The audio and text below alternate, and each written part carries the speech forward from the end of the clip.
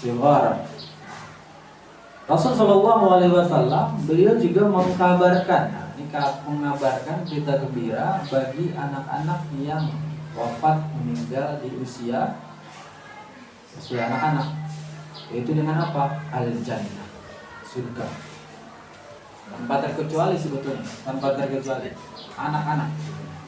Rasul nggak mengatakan di sini Al-Jannah lil muslimin, liauladil muslimin, anak-anak muslim, anak-anak musyrik, anak-anak kafir.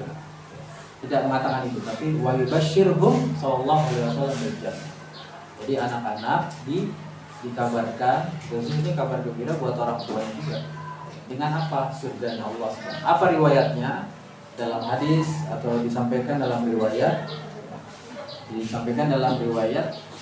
Rasulullah Shallallahu Alaihi Wasallam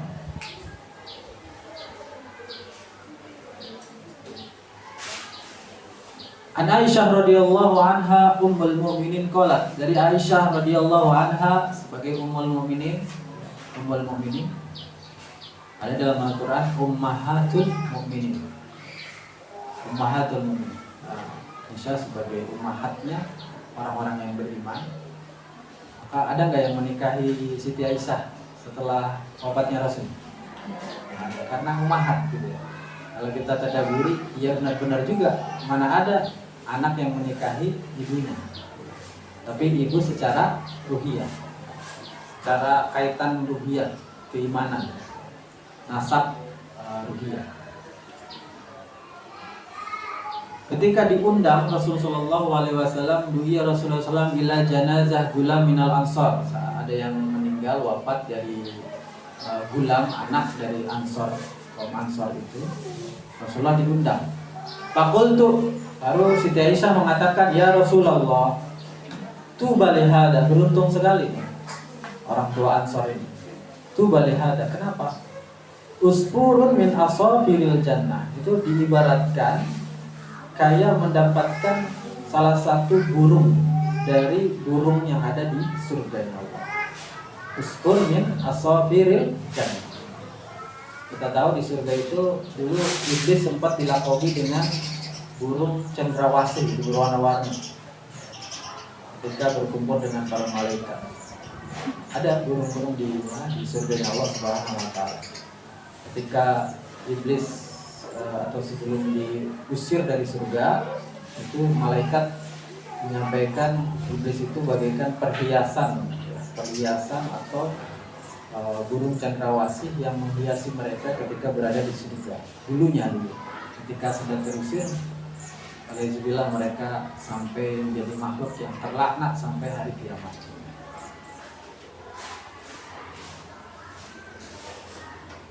Nah, kebayang ya, ketika mendapatkan salah satu perhiasan yang luar biasa dari Allah, berarti kan kabar gembira. Makanya mungkin ini juga motivasi penguat bagi orang tua yang memang qadarullah biiznillah, Allah panggil anaknya atau mungkin keturunannya, biiznillah qadarullah, sebagaimana yang dirasakan oleh Rasul sallallahu alaihi wasallam.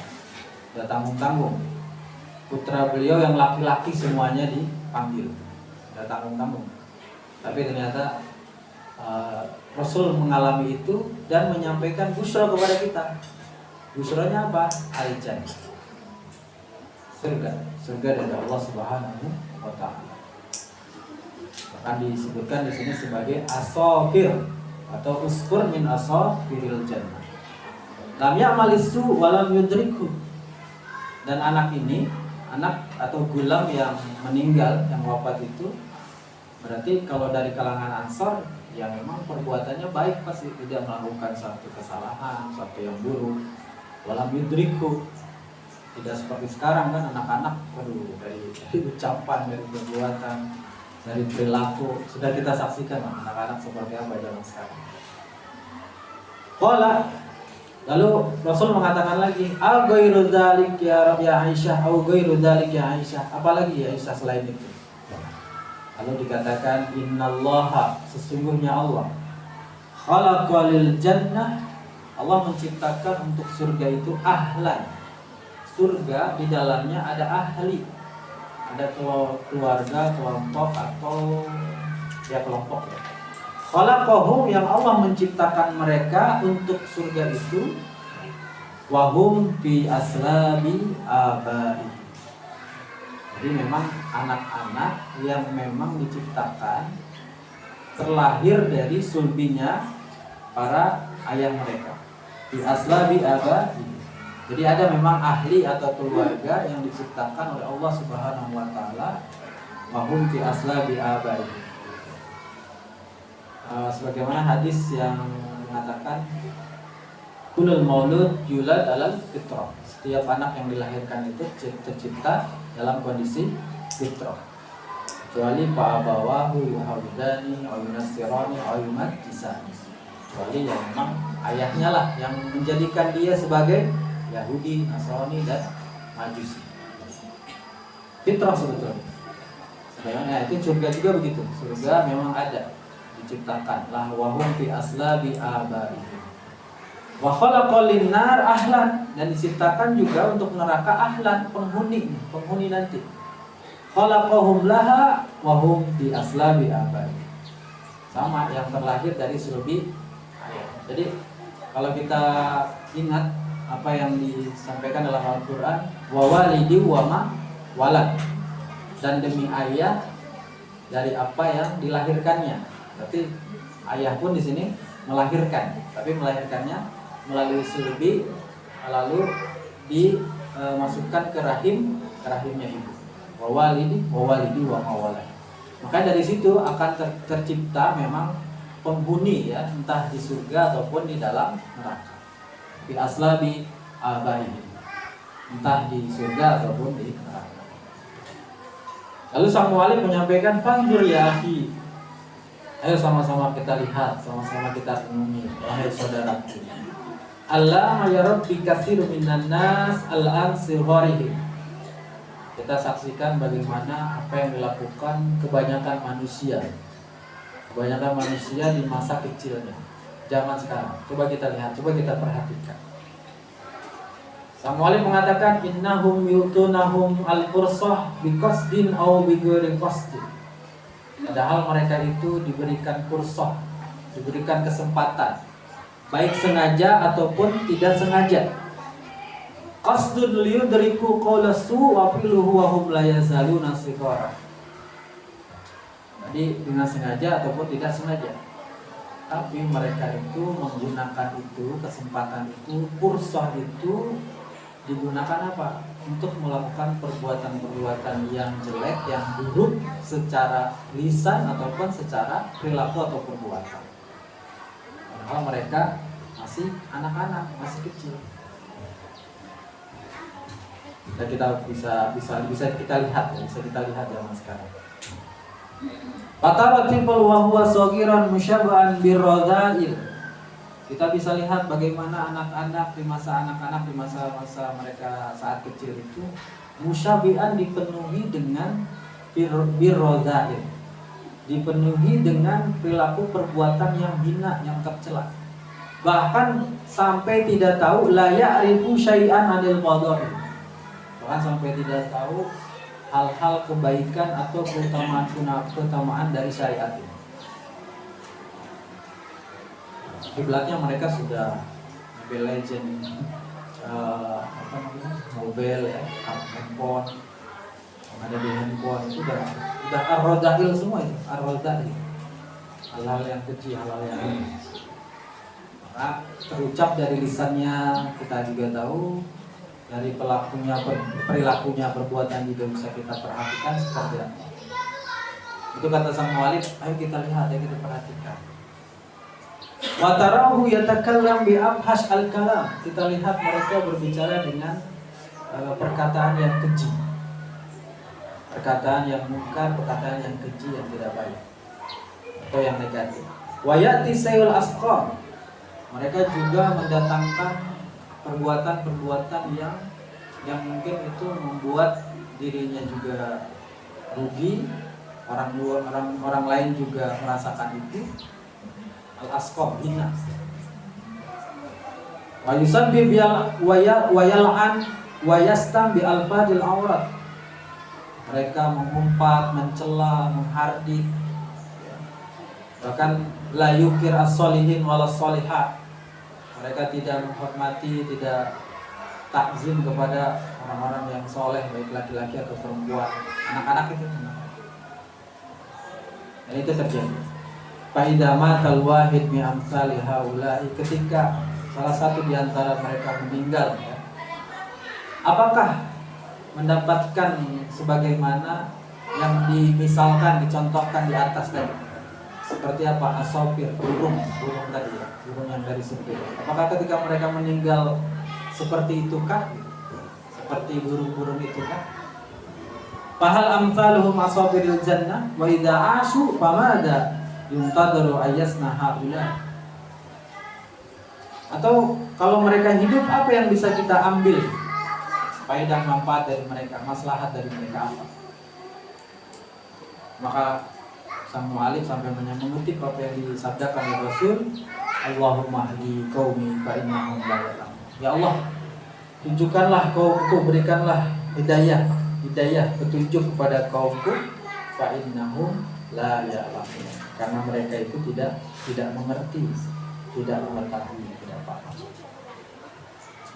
Nah, ini renungan ya, renungan atau tadabbur dari sang mu'alif menyikapi apa yang beliau lihat di masa beliau. Itu di masa beliau berarti tahun berapa nih? Ini beliau ta'lif di tahun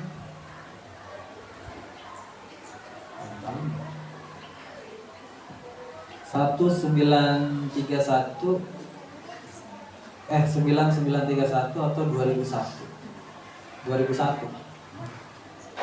saya masih anak-anak.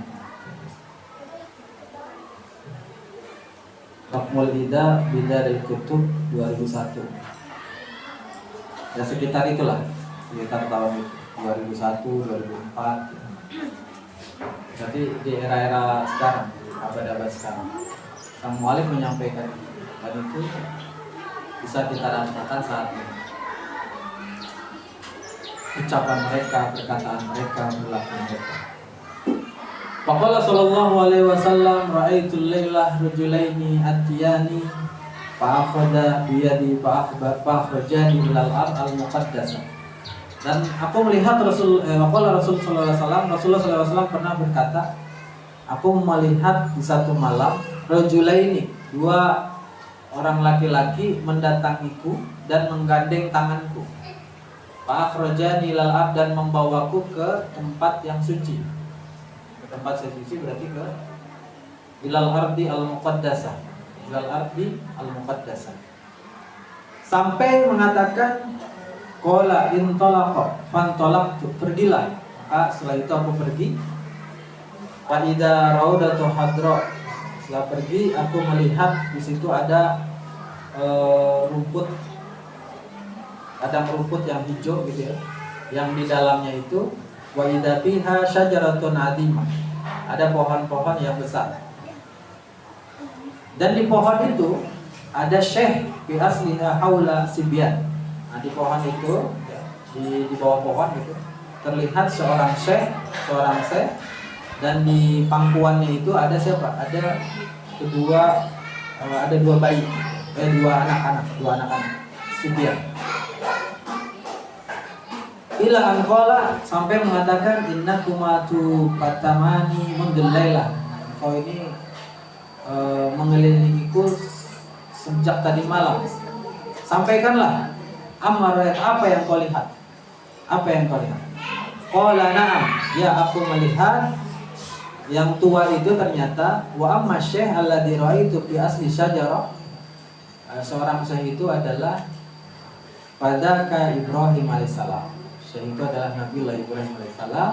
Wa amma sibyan, adapun kedua orang anak itu adalah ra'aitu fa'auladin, anak-anak manusia. Nah, di sini enggak dikatakan anak muslim ya, anak muslim, anak mukmin, anak kafir, tapi auladun nas, anak-anak manusia. Idzan, maka fa'auladul muslimin alladzina matu wa lam yablaghu al-hilm. Hakikatnya nih anak-anak nih yang belum balik, belum puber ya, belum sampai kepada usia usda gitu.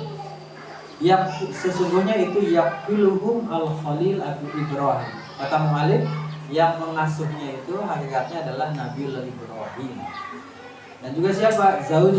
Zaujatuhu Sarah. Dan juga istrinya Siti Sarah radhiyallahu anhuma. Nabiullah sallam dan Siti Sarah radhiyallahu anha. Hakikatnya gitu. Wa yakumani ala masalihim hatta yarudduhum ila abaihim. Yang memang menegakkan kesejahteraan, kemaslahatan sampai nanti ketika balik dikembalikan lagi kepada orang tuanya. Ila abaihim yaumal qiyamah, sampai hari kiamat. Riwayat dari Sahih Al-Jami ya, dari Samrah Sahih Al-Jami. Lalu juga dari Abi Hurairah, qala Rasul sallallahu alaihi wasallam, Rasulullah sallallahu alaihi wasallam pernah bersabda, atfalul mu'minina fi jabalil jannah. Jadi anak-anak mukmin itu, orang-orang beriman itu, anak-anak orang-orang beriman fi jabalin fil jannah, di satu gunung yang ada di dalam surga. Yaquluhum Ibrahim wa Sarah, yang mengasuhnya, yang mengkafilnya itu sebagaimana Nabi Zakaria mengkafil Siti Maryam. Nah, Nabiullah Ibrahim mengkafil dan juga Siti Sarah anak-anak atau atfalul mu'minin, orang-orang yang beriman. Anak-anak dari orang-orang beriman hatta yarudduhum ila abaihim yaumil qiyamah. Nanti dikembalikan oleh beliau ini ke orang tuanya di hari kiamat. Lidzalika kana, ini maksudnya yang sudah meninggal ya, sudah meninggal apa? Ini ada kata aladina matu, bukan yang aladina matu, yang meninggal itu. Yang sudah meninggal hakikatnya bersama Nabiullah Ibrahim dan Siti Sarah. Itu dari Abi Hurairah radhiyallahu anhu dalam Sahih Al-Jami halaman 1203. Idzalika kana minad du'a fi sholatil janazah alati. Oleh karena itu ketika kita sholat jenazah ada doa yang diucapkan. Yang diucapkan ataupun saat mendoakan di dalam flyer atau apa yang disebarkan. Nah, yang tadi kita bacakan dalam doanya itu Pak, wa alhiqu bisolihil mu'minin. Pertemukanlah dengan orang-orang soleh dari orang-orang yang beriman. Waj'alhu bi kafalati Ibrahim, dan jadikanlah di dalam kafilnya Nabiullah Ibrahim. Waqihi bi rahmatika ada hadzal jami'. Yang tadi kita bacakan di apa? Wa khassuhum ad-du'a wa shalah. Jadi Nabi mengkhususkan doa dan mensolatkan jenazah dari anak-anak itu. Bahkan akhbaran Nabi sallallahu alaihi wasallam bahwa Rasul sallallahu alaihi wasallam memberikan penyampaian kepada kita, ja'ala mardi'an li ibnihi Ibrahim takunu alaihi wa taqmu radha. Seandainya misalkan kita meninggalnya, wafatnya di dalam kandungan beberapa bulan ataupun usia 1 tahun, usia berapa bulan gitu ya, usia ininya setelah lahir, itu yang menyusui istilahnya. Mardi'an li ibnihi Ibrahim takum alaihi wa taqmu radha. Jadi kafilnya tadi Siti Sarah Nabi Ibrahim sampai sempurna. Watak munurodai sempurna penyusuannya atau merawatnya, dirawatnya. Wardi anlin. Ini penafsiran pemanahnya bukan hanya penyusuan ya, tapi lebih ke dirawat, dikafil gitu. Dirawat, dikafil, dipelihara. Fa'anil Bara radhiyallahu anhu qala, dari Al-Bara radhiyallahu anhu qala Rasulullah sallallahu alaihi wasallam, inna lahu mardi'an fil jannah. Sebenarnya bagi anak-anak yang sudah wafat meninggal itu ada mardi'an fil jannah. Ada yang menyusuinya, ada yang mengkafilnya, ada yang memeliharanya di dalam surganya Allah Subhanahu wa taala. Siapa itu? Waladuhu Ibrahim. Yaitu anaknya Nabiullah Ibrahim alaihi salam. Nah, di sini ada pertanyaan nih. Amma atfalul musyrikin? Bagaimana anak-anak orang musyrik, orang-orang kafir? Bagaimana nih? Faqad akhbara nabiyina sallallahu alaihi wasallam bi annahum fil jannah. Allah juga menyampaikan kepada kita semua, mengabarkan kepada mereka pun di dalam surga. Itu jannah. Yakununa fiha khidman li ahli. Cuman anak-anak orang kafir ini sebagai khodim, berarti membantu ahli-ahli surga. Khidaman li ahli. An Anas radhiyallahu anhu qala Rasul sallallahu alaihi wasallam atfalul musyrikin khadama ahlul jannah. Jadi Rasulullah SAW di dalam Sahih Al-Jami halaman 2188 itu dikatakan bahwasanya anak-anak orang musyrik ini jadi khodim. Khodim itu kalau diartikan maknanya pembantu untuk penghuni surga, ahli jannah. Qala Nawawi terakhir, wala Imam An-Nawawi fi syarh Sahih Muslim. Imam Nawawi menjelaskan di dalam syarah Sahih Muslim, amma atfalul musyrikin fa fihim salasa. Jadi anak-anak musyrikin ini ada tiga pendapat. Kalau tiga mazhab lah, tiga mazhab yang menyampaikan. Al-aksarun, kebanyakan dari mereka mengatakan hum finnar tab'an li abaihim wa tawafaqat ta'ifah bihim. Mereka itu di dalam neraka mengikuti orang tuanya. Itu pendapat yang al-aksarun kebanyakan.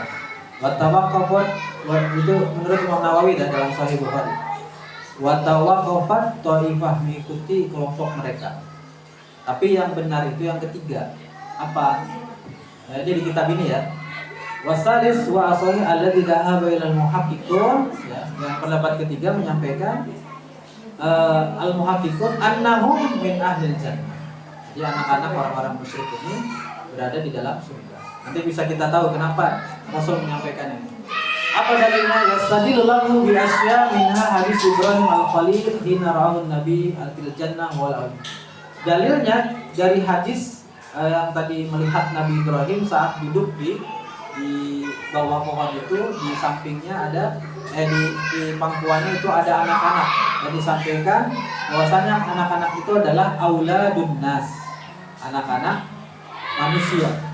Lalu ditanyakan lagi, ya Rasulullah, auladul musyrikin, apakah itu termasuk anak-anak orang musyrik juga? Rasulullah SAW beliau menyampaikan, ya auladul musyrikin, ya mereka juga termasuk anak-anak orang musyrikin, termasuk juga.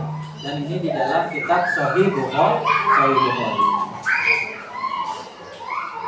Wa minha qaulu ta'ala, untuk memperkuat lagi di surat Al-Isra ayat 15. Ketika Allah berfirman, wa ma kunna mu'adzibina hatta nab'atsa rasula. Allah itu tidak akan mengazab satu kaum, satu kelompok atau masyarakat sebelum diutus Rasul Shallallahu Alaihi Wasallam. Tidak fair kalau misalkan nggak ada yang Allah utus, terus Allah langsung mengazab. Makanya setiap abad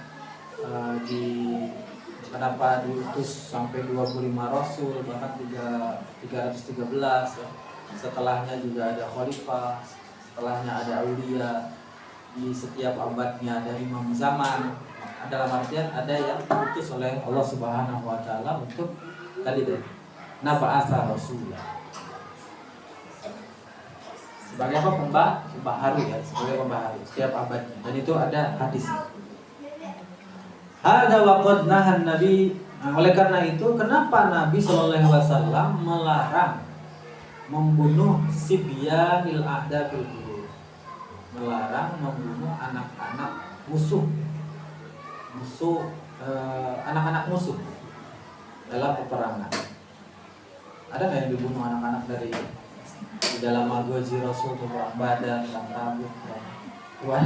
Anak nggak, ketika baca di semua peperangan Nabi hampir 27, kayaknya nggak ada tercatat di situ anak pulang terbunuh oleh kaum muslimin, kayaknya nggak ada, atau sengaja dibunuh.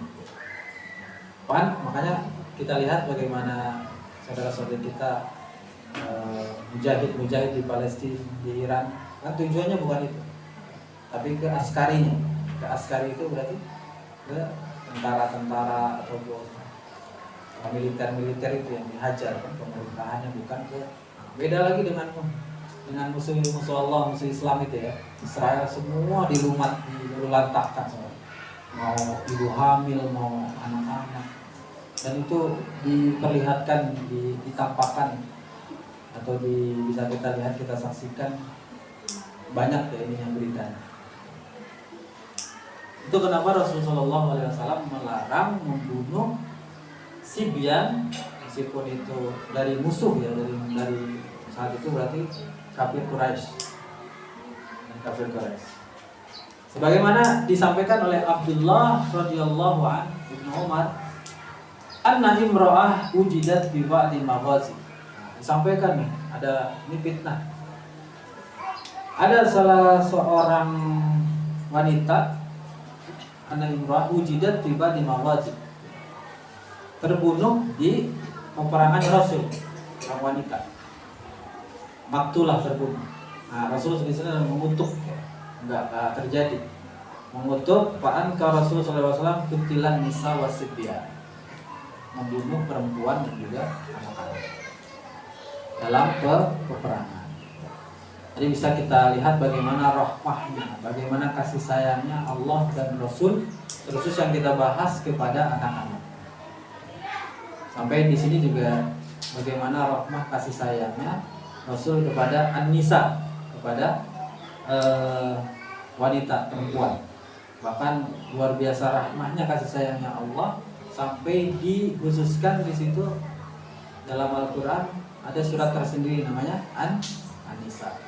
Rahmah buat antum-antum, dikhususkan sama Allah. Nggak ada surat Ar-Rijal, itu nggak ada.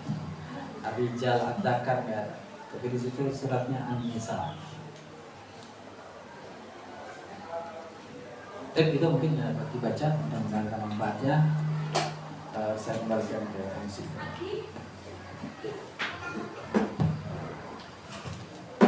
Jazakallahu khairan katsiran Ustaz atas ilmu yang telah disampaikan. Semoga ilmu yang tersampaikan dapat bermanfaat bagi kami yang mendengarkan. Mungkin ada pertanyaan dari bunda-bunda terkait tema pada hari ini. Di WhatsApp.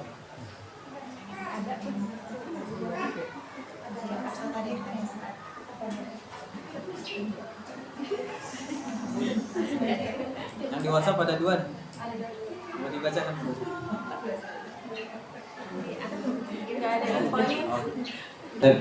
Anda bacakan dulu. Ini sebenarnya pernah kita bahas juga sama Bapak Mureja. Khawatirnya bunda-bunda yang baru gabung menanyakan. Izin bertanya mengenai permainan catur yang dilakukan oleh anak-anak maupun orang dewasa. Apakah diperbolehkan? Selama ini Ana melarang Ananda memainkannya karena mengingat adanya khilafiyah. Namun di satu sisi dia sering mendengar cerita dan melihat temannya bermain catur. Jadi suka membandingkan, kok dia boleh main catur bun. Ana suka mentok kalau dihadapkan dengan situasi seperti ini. Mohon arahannya Ustaz. Itu yang kedua. Lalu bagaimana hukumnya bermain alat musik seperti gitar, organ, qadarullah ketika Ananda menginap di rumah, neneknya diajarkan memainkan organ oleh sepupunya. Karena saya kurang ilmu, jadi terbatas memberi penjelasan ke Ananda dan diri ekspresinya pun sepertinya Ananda kurang puas dari penjelasan saya, mohon arahannya. Kemudian tadi catur dan musik ya. Alat musiknya apa? Alat musiknya berarti ya? Alat musik secara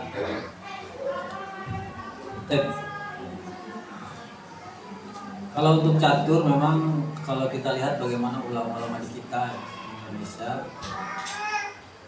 bahkan terlebih di zaman sahabat ataupun para tabi'in. Nah, kita masuk ke ini aja, ke fikih para ulama Imam 4 mazhab. Jelas disampaikan di dalam kitab Hasyiah I'anatul Thalibin. Itu disampaikan di situ tentang permainan catur itu kalau bahasa Arabnya itu syatrong ya, satrong. Dalam bahasa Arabnya syatrong. Nah, di situ di dalam kitab itu disampaikan al-la'bu bisyatrong bikasri awal wa basuhu makruh. Imam Syafi'i menyampaikan bahwasannya permainan syatrong atau catur dia makruh. Makruh itu berarti dibenci ya, dibenci. Atau ya kalau dilakukan tidak ada dosa, tapi di situ ada ya tidak disukai lah, ya, tidak disukai, makruh. Tapi di situ ada syarat, in lam yakun fihi syartun malun minal janibain. Syaratnya apa? Syaratnya itu ya jangan sampai ada pertaruhan dari harta itu. Misalkan ini saya pasang sekian, pokoknya ada mal di situ kaitannya dengan harta. Syaratnya itu pun makruh. Lalu yang selanjutnya tafwid sholat. Makruh syaratnya ketika misalkan dia melalaikan sholat. Itu Imam Syafi'i hukumnya makruh. Jadi ketika main terus ada lalai dalam masalah ibadah atau masalah yang lainnya, maka itu jadinya makruh. Aula ma'a mutaqad mu'taqidi tahrimi wa illa baharo.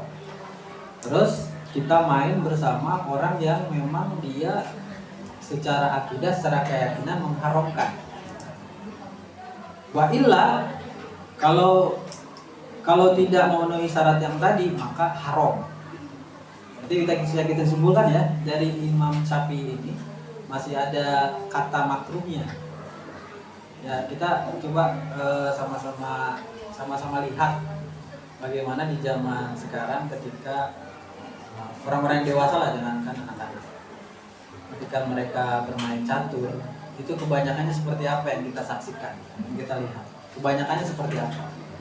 Apakah lebih condong ke yang 3 tadi, atau misalkan sama sekali mereka permainannya itu betul-betul tujuannya misalkan kayak zaman sahabat dulu juga Sayyidina Ali, Abbas, terus di zaman siapa tuh mereka memang ada yang seperti itu yang bermain juga. Tapi kalau di saat itu mereka ketika bermain memang tujuannya mungkin mengasah otak, terus strategi dan seterusnya. Nah, kalau 3 syarat ini dia ada, maka itu makruh hukumnya. Makruh hukumnya. Jadi Imam Syafi'i enggak mengharamkan. Tapi hukumnya adalah makruh.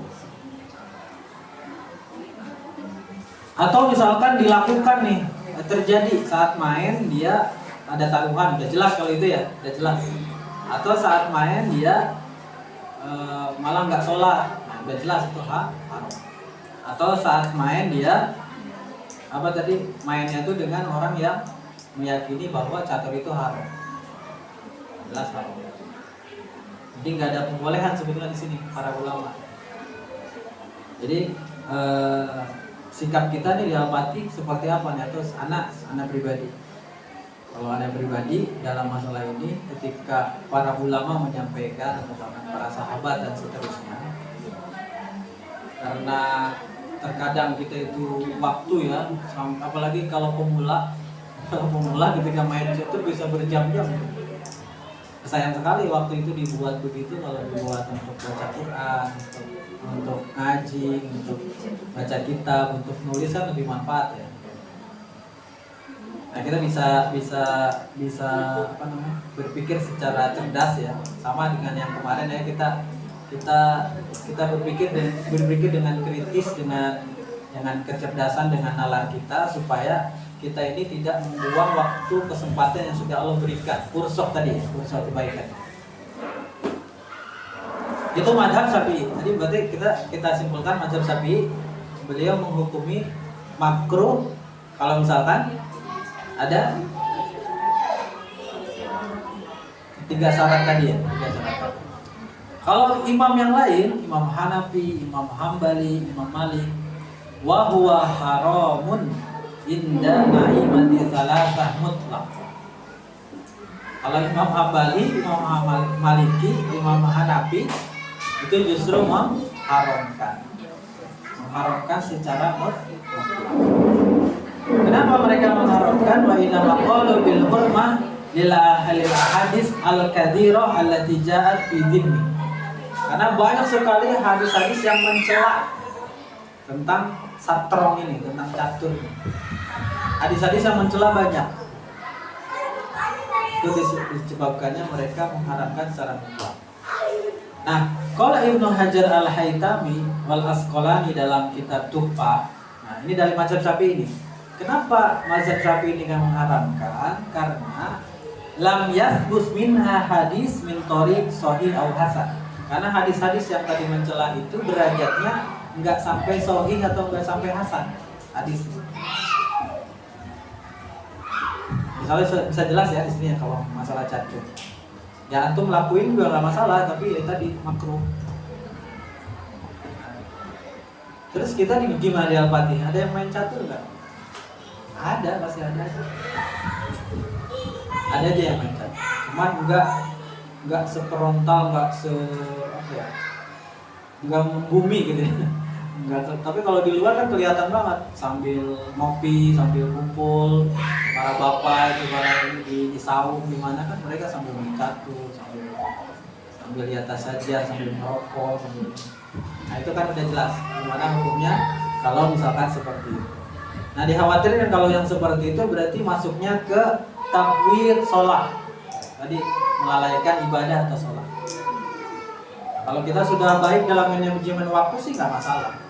Misalkan bisa terhindar dari tadi ya takwir sholat ataupun yang lainnya tadi syaratnya. Asal bisa dipahami ya. Sekarang masuk walau kalam musik.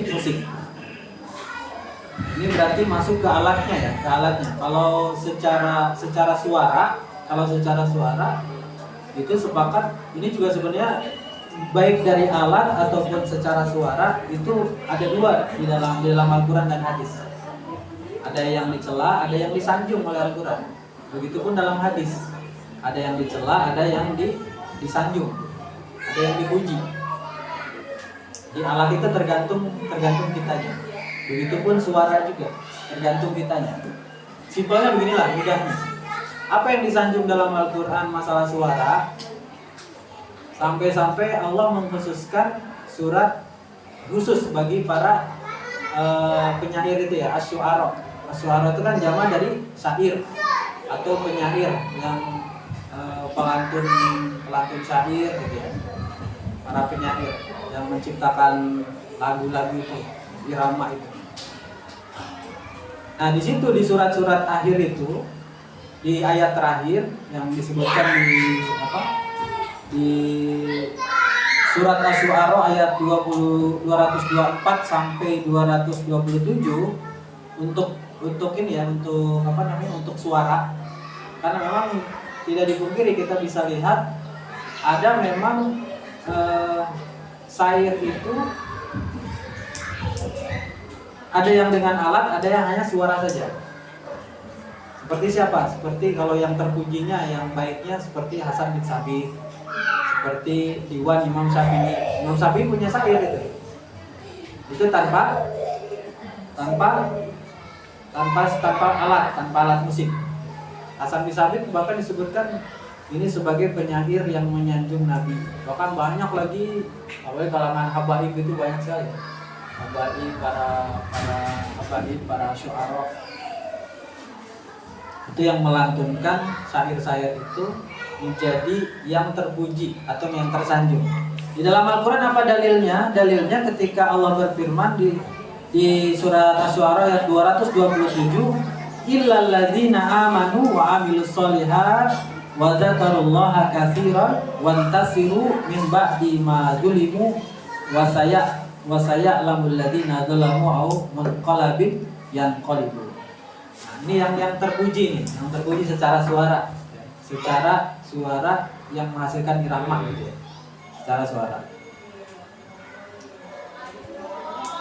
kalau kita benar-benar haramkan, berarti kayak suara angin, suara burung, suara kita, suara air terjun, itu kan ada suara-suara tuh.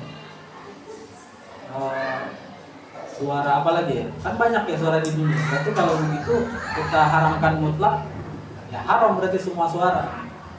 Nah, di sini maksudnya adalah suara di sini adalah suara yang memang maksudnya kayak tadi Hasan bin Sabir, Imam Syafi'i dan seterusnya. Makanya disanjung ilaladina. Kalau mereka menyairnya wasyu'ara yattabi'uhumul ghawun, penyair-penyair itu diikuti oleh orang-orang yang sesat, mereka lalai, taru'annahum bi kulli wadin yahimun, saat mereka itu mengembara di setiap lembah, mereka termenung, nulis, syair, segala macam, sehingga lupa ya tentang amal soleh, ibadah dan seterusnya. Intinya lalai gitu ya, lalai. Maka itu yang dicela, itu yang dibenci oleh Al-Quran. Itu kalau untuk tadi ya tentang lagu lah gitu ya, atau syair atau irama tadi. Ada yang dengan suara, ada yang dengan alat. Nah, dengan tanpa alat itu ulama sepakat ada dua, dan itu di dalam Al-Quran jelas ada yang terpuji, ada yang tercela. Tergantung kita pilih yang mana. Memang di sini ada ikhtilaf ya, ada perbedaan. Nah, memang dalam Al-Quran juga begitu. Cuman kecondongan kita mayoritas di masyarakat kita cenderungnya yang tadi sebagai lahwun tadi ya. Yattabi'uhumul ghawun, mereka lalai, mereka lupa bahwasannya itu mengakibatkan menjerumuskan kita misalkan dalam kemaksiatan dan seterusnya. Itu dari segi suara. Kalau dari segi alat, itu jelas juga dalam hadis. Ini hadis satu-satunya hadis sahih. Ya'ti ala ummati zamanun yastahiluna fihil har wal harir wal khamar wal ma'azib. Akan datang suatu zaman di saat manusia itu menghalalkan namanya har itu perzinahan, wal harir wal khamar, menghalalkan khamar, wal ma'azib. Nah, ma'azib ini kata para ulama sebagai alatul lawi. Alatul lawi itu berarti alat yang melalaikan, atau alat musik lah kalau di kita diterjemahkan. Nah, alat musik di sini ya. Alat musik ini kalau misalkan menjerumuskan orang kepada perzinahan, kepada khamar, kepada suatu kemaksiatan dan seterusnya, maka jelas di dalam hadis ini berarti termasuk alat yang memang itu dicela atau dibenci. Cuman kita harus tahu pada hakikatnya dalam ilmu usul fiqh itu ya, dalam ilmu usul fiqh itu pada hakikatnya alat atau benda nggak ada hukumnya. Alat benda itu nggak ada hukumnya. Handphone nggak ada hukumnya. Gelas nggak ada hukumnya. Jadi hukum itu melekat pada amal di dalam usul fiqh. Jadi melekat pada amal. Jadi handphone ini digunakan untuk apa, gelas ini digunakan itu jadi hukum. Nah, ketika alat ini kan udah tahu nih, berarti dalam amalnya. Nah, saat alat ini digunakan tadi dalam hadis malah bahkan Rasul menyampaikan seruling setan itu ya, seruling setan. Nah, itu karena dipergunakan untuk hal-hal yang menjerumuskan kita kepada perzinahan, kepada kesyirikan, mabuk-mabuk dan seterusnya. Tapi kalau alat itu digunakan misalnya kayak di zaman Rasulullah SAW saat Siti Aisyah, beliau sedang bergembira gitu ya, akhirnya dua khodimat beliau atau dua pembantu beliau menabuh gendang atau tobul sambil bersair. Sedang Bakar datang, itu dalam cerita. Sedang Bakar datang, oh ini setan ada di rumahnya Rasul. Cuman Rasul, oh nggak apa-apa, setiap orang punya Id, itu hari raya tersendiri. Bahkan sampai ada yang pernah saya sampaikan di Haflah Urjujah itu, seorang budak perempuan ketika Rasulullah SAW selamat dari peperangan itu, dia bernazar untuk menabuh gendang gitu ya, menabuh tabla ya, di atasnya kepala Rasulullah SAW, dan itu dibiarkan. Jadi kalau alat-alat itu dipergunakan, kita kan kemarin ya di sini ada menyambut misalkan di dalam waktu itu dengan marawis ya, dengan hadroh gitu. Itu kalau dipakai untuk seperti itu dengan hal-hal yang baik, maka termasuk yang tadi yati ala ummati zaman. Ya tergantung dua hal tadi. Kalau misalkan itu ada yang terpuji dan ada yang tercela. Nah, bisa kita simpulkan dari musik ini atau alat ini, jadi tidak semuanya mengharamkan atau tidak boleh. Bahkan ada yang tadi sampai di dalam Al-Quran disebutkan, ada memang yang terpuji, yang bisa kita ikuti dan itu baik. Dan ada yang tercela gitu ya. Ada yang tercela dan tidak boleh kita sampai masuk ke dalam ranah itu.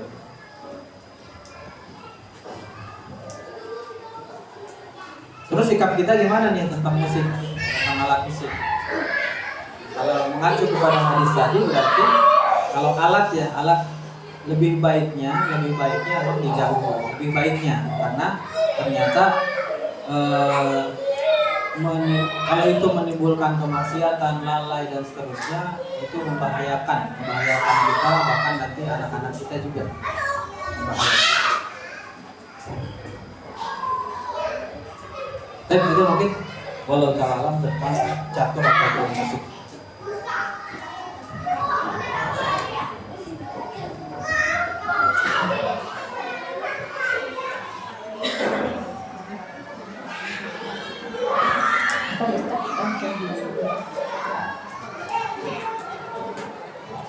Bismillahirrahmanirrahim. Allahumma sholli ala sayyidina Muhammad. Sallallahu alaihi wa sallam.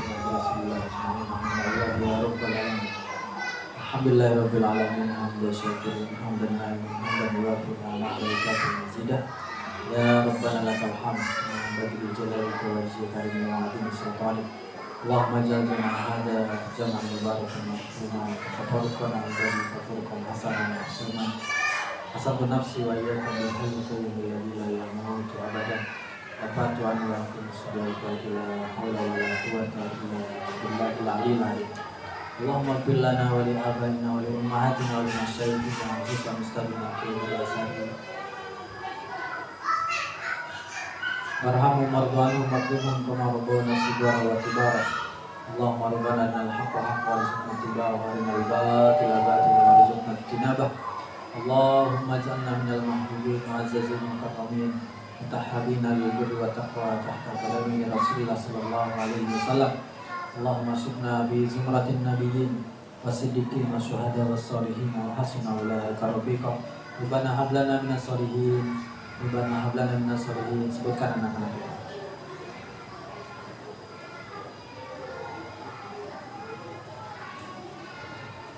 Rabbana hab lana min azwajina wa dzurriyyatina qurrata a'yun waj'alna lil muttaqina imama.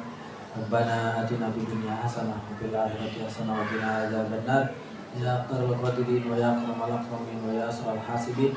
Adkhilna jannata ma'al abrar, adkhilna jannata bi ghairi hisab. Ya Aziz ya Rahman ya Rabbal alamin. Wa akhiru da'wana sallallahu alaihi wasallam Muhammad subhanahu wa ta'ala wa Assalamualaikum warahmatullahi wabarakatuh. Alhamdulillah masyaallah. Bismillahirrahmanirrahim. Alhamdulillahirabbil alamin arrahmanirrahim maliki yaumiddin. Iyyaka na'budu wa iyyaka nasta'in. Shiratal ladzina an'amta 'alaihim ghairil maghdubi 'alaihim.